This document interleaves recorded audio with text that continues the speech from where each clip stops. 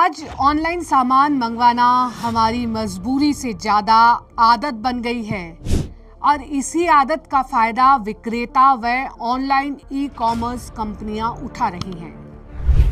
यदि आपको भी ऑनलाइन सामान मंगवाने की लत है तो पहले इस वीडियो को जरूर देखें और सोचें कि हर खरीदारी पर आपको किस तरह से ठगा जा रहा है। देश भर में भारतीय मानक ब्यूरो, अमेज़न और फ्लिपकार्ट जैसे प्रमुख ई कॉमर्स प्लेटफॉर्म के कई गोदामों पर तलाशी और जब्ती अभियान चला रहा है और मानकों का अनुपालन न करने वाले उत्पादों के वितरण पर अंकुश लगा रहा है। जरा सोचिए, इन प्लेटफॉर्म्स पर नकली सामान व बिना मानक के सामान बिक रहे हैं। उपभोक्ता मामले विभाग के सचिव निधि खरे ने इस मामले को गंभीरता से लिया है और प्रभावी कदम उठाने के निर्देश दिए हैं। इसी के चलते इस तरह की कार्यवाही देश भर में हो रही है। हाल ही हैदराबाद में 2700 से ज्यादा ऐसे प्रोडक्ट पकड़े गए हैं जिनमें मानक अनिवार्य होना चाहिए लेकिन मानक नहीं लगाए गए और मानक लगे हैं तो वो नकली मानक लगे हैं।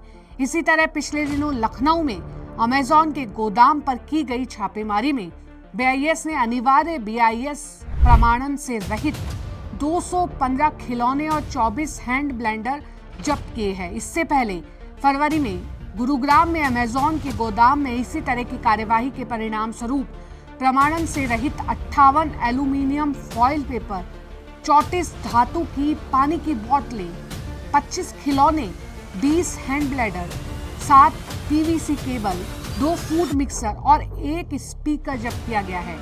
दिल्ली में अमेज़न और फ्लिपकार्ट के गोदामों पर छापेमारी में बिना ISI मार्का वाले और नकली ISI लेबल वाले 3500 से अधिक उत्पाद जब्त किए हैं। यह करीब 6 लाख रुपए की कीमत के करीब 519 जोड़ी स्पोर्ट्स फुटवियर भी जब्त किए गए हैं। पिछले एक महीने में BIS टीम ने देश के विभिन्न हिस्सों में इसी तरह की कार्यवाही की है और दिल्ली, गुड़गांव, फरीदाबाद, लखनऊ में कई घटिया सामान जब्त किए गए हैं। ये छापे उपभोक्ता संरक्षण के लिए गुणवत्ता मानकों के अनुपालन को लागू करने के लिए भारतीय मानक ब्यूरो की ओर से चल रहे प्रयासों का एक हिस्सा है। देश भर के उपभोक्ता संगठन ने सरकार के इस प्रयास को सराहनीय बताया है और कंज्यूमर कॉन्फेडरेशन ऑफ इंडिया इस तरह की प्रैक्टिस को रोकने के लिए देश भर में प्रभावी कदम उठाएगा।